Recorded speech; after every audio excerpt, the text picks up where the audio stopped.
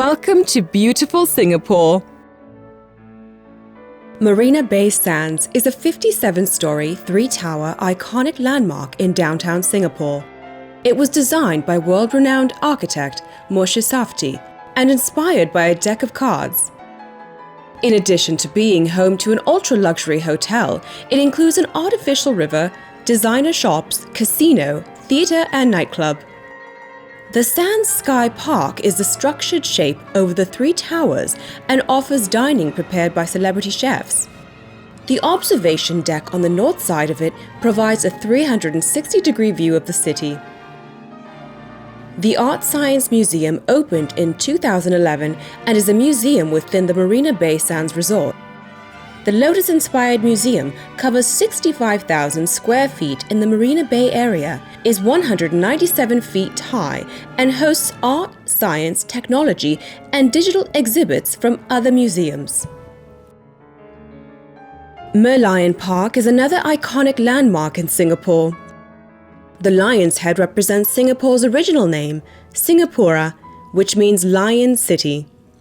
The fishtail represents Singapore's beginning as a fishing village. It was designed by Kwan Sai Keong and built by local craftsman Lim Nang Seng. It was originally located in the mouth of the Singapore River, but was relocated after the Esplanade Bridge was built in 1997 because its view was obstructed. The Singapore Flyer is 541 feet high and is bigger than the London Eye. The Flyer began operating in 2008 and has 28 air-conditioned glass capsules, each able to hold 28 guests. A trip around the Flyer takes approximately 32 minutes to complete. The first public rides took place on Valentine's Day. The wheel initially rotated counterclockwise, but on August 8, 2008, it was changed to move clockwise on the advice of Feng Shui masters. The Esplanade, Theatres on the Bay, is a performing arts centre. It is known as the Durian because of its resemblance to the tropical fruit. The Esplanade exterior has 7,000 spiky aluminum sunshades set on two glass domes. It holds indoor and outdoor theatres, as well as a recital studio, a theatre studio, visual arts exhibitions, cafes, restaurants, and shops. The Helix Bridge is based on our human DNA and symbolizes life and continuity, renewal and growth. The intentional left-handed DNA-like design earned it a place in the Left-handed DNA Hall of Fame in 2010. The Helix is a pedestrian bridge with 4 viewing platforms. At night, it is lit up along with letters C, G, A, and T, representing the 4 DNA bases. The bridge took 3 years to complete, is 920 feet long, spans the Singapore River and links the Singapore Flyer and Esplanade Theatre to the Marina Bay Sands and Art Science Museum. It was designed by a team of architects from Singapore and Australia. Gardens by the Bay is a 260-acre urban park that was part of the nation's plan to transform Singapore into a city in a garden, to increase the quality of life for its people. The 18 super trees vary in height from 82 to 164 feet tall, and the tops of 2 of the super trees are connected by a 420-foot walkway to provide a panoramic view of the gardens for the visitors.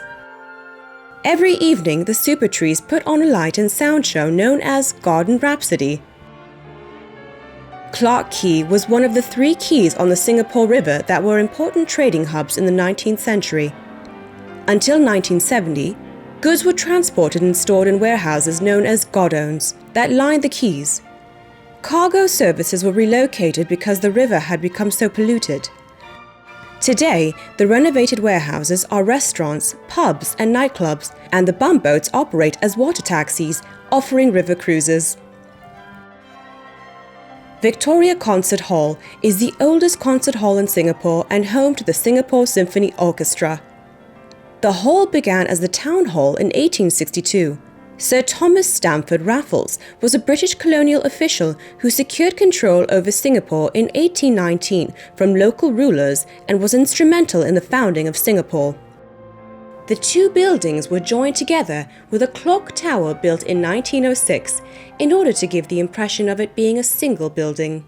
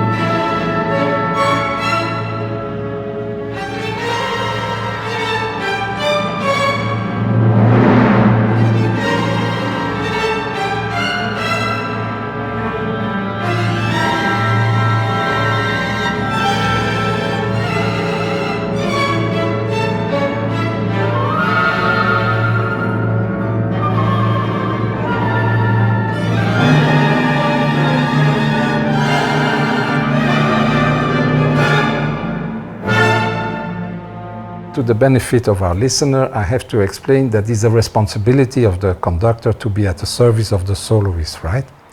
And if it's not together, the fault is the conductor. So you're a very rare conductor about that, I can tell you. Because I played with conductors who would not agree with you. And you know, they look at you and they say, oh, this is the stick, you've got to be here at this moment. But I know you're not like that at all. Well, the orchestra has to be with me, yes. Of course. But I'm at your service. Then the sonata form, as you know, first movements of sonatas, of concertos, of symphonies have what they call the sonata form. But for me, what's the most interesting about the sonata form is that it's really a European thinking. It comes from the ancient Greek, from our philosophical forefathers, the Socratic notion of, I have one idea, this is my thesis, I have another idea, which is the antithesis, and then anti here doesn't necessarily mean against. So then it depends on the pieces, whether it's a discourse, or it's really an argument, or it's a fight. That's different pieces. Then these two ideas come to a conflict or an argument, and comes a new idea that is then the synthesis, and that's how it goes forever. This is a fundamental difference. This is really peculiar to European music. You don't have this in Asian music, you don't have this in Indian music. So the way we unfold time is a linear line, like gamelan, for instance, is circular, which also explains that if people listen to the other tradition and want to find their own tradition, that's where they get frustrated. So that's more important than go and explain how many themes and the whole mechanism of modulation. Now Brahms, as you know, he was in awe in front of Beethoven, but he has pushed it further. So instead of having one theme and a second theme, they have what musicologists call a thematic group. There are several ideas and then other ideas contrasting. And in a concerto, you first have a orchestral exposition saying the ideas, and then comes a double exposition by the soloist.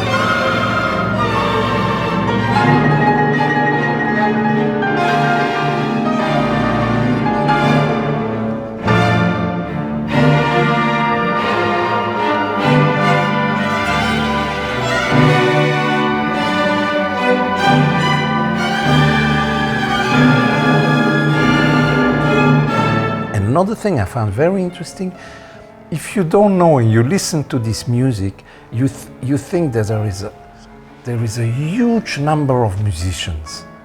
Actually, no.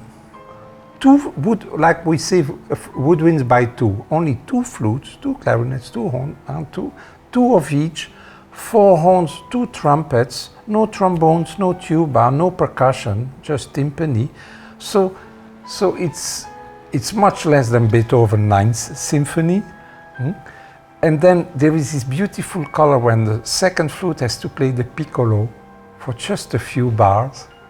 So he is very economic, parsimonious with the effects, the color effects, but above all is with limited means, he creates an incredible soundscape.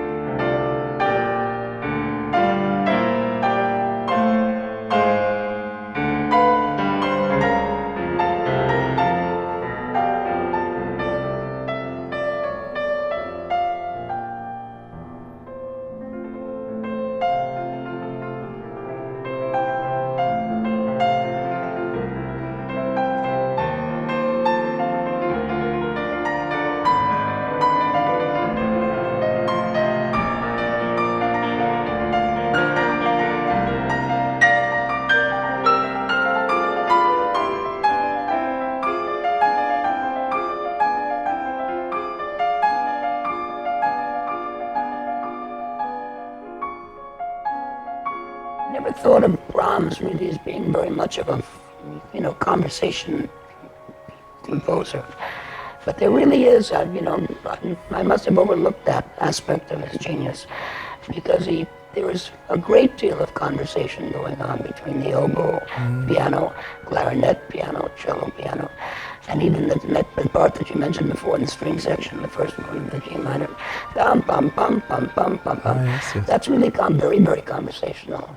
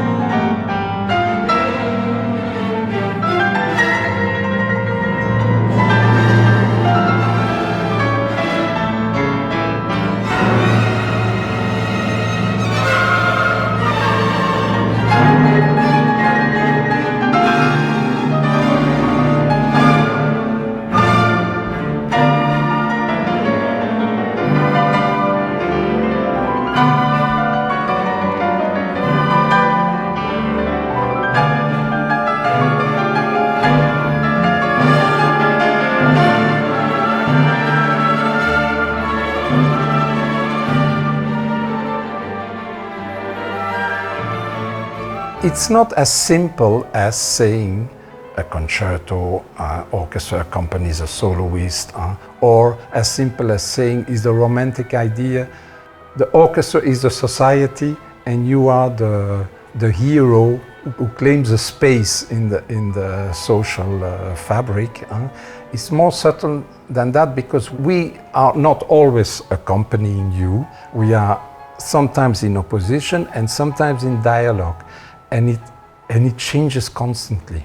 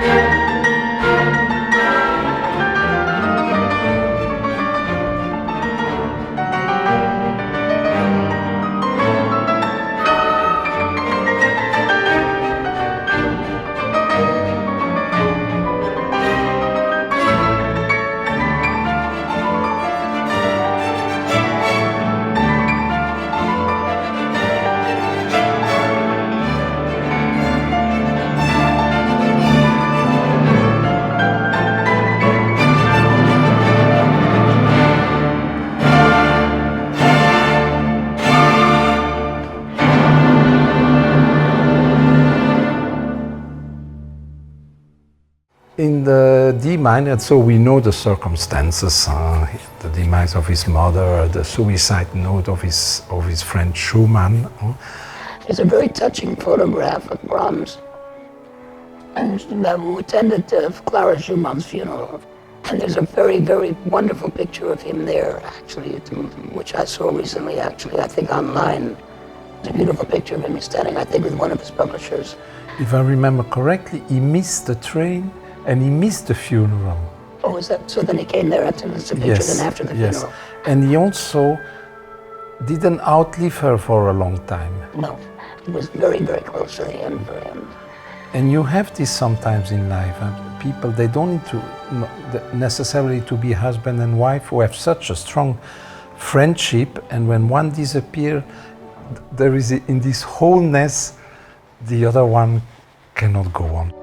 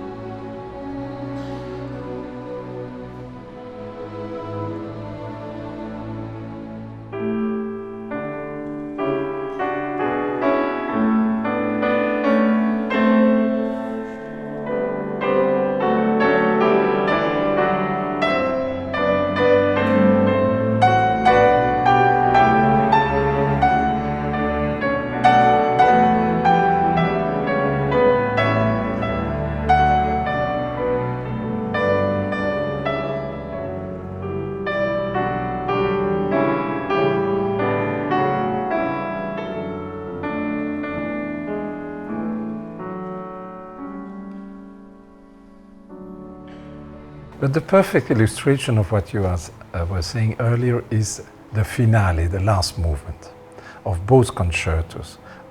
Because the first movement of both concertos are monumental. Then that's different from a symphony where usually the last movement is also monumental. Here it goes into this Wienerisch, Viennese, sugar, smile, distinction, also and lightness, because also often people, I tell this to my students, you think Brahms and they imagine that one picture of Brahms, where he's of a certain age, has a beard and became important here in Bauch, in the stomach. But he was a very handsome man, and apparently a very good dancer. And so this is that side of Brahms. And so it's not just the tempo you took, but it's the touch. The touch, that means the kind of color of the sound, the timbre, at the beginning. So immediately, and I had warned the orchestra there, you listen, really listen there. Not listen to be together, listen to what kind of sound.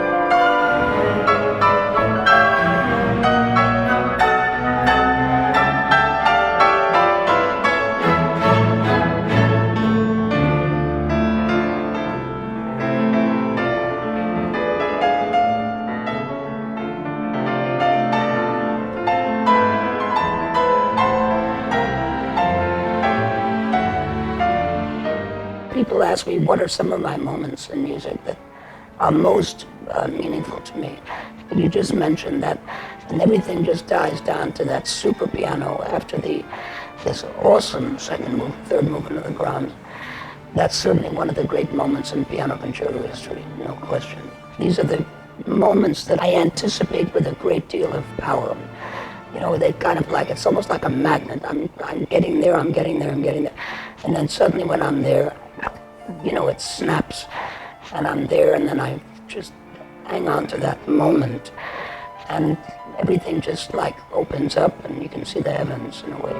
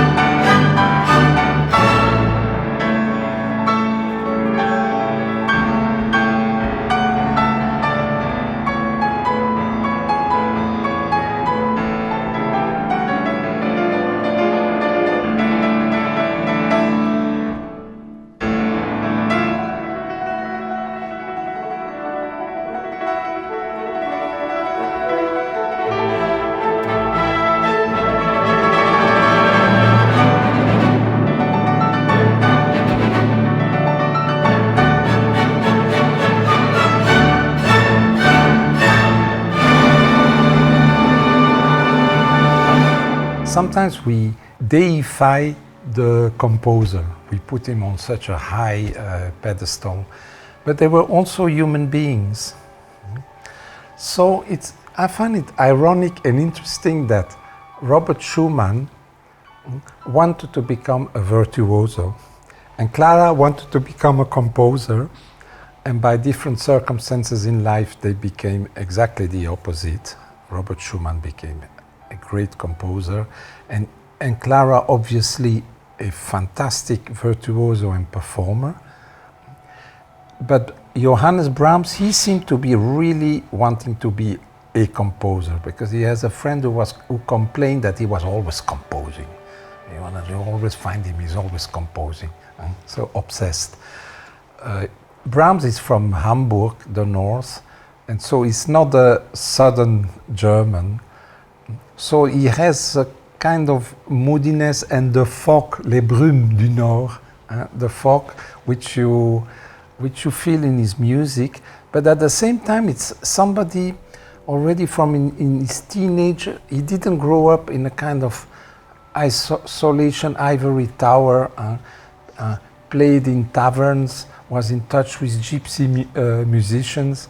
So then every time one speaks about Hungarian music, Hungarian dances, Hungarian tune in the concerto, is actually not Hungarian music at all, like Bartók, but it's gypsy music, and these gypsies were active in Budapest, so and in Vienna, so he heard that. I wonder how Brahms actually played. He was a pianist, but I wonder how he actually played the piano, because I know he was a very close friend of Clara Schumann's, who was very evidently a great pianist.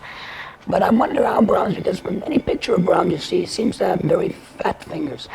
And I wonder, whether those fingers could actually stick between the black keys and the white keys.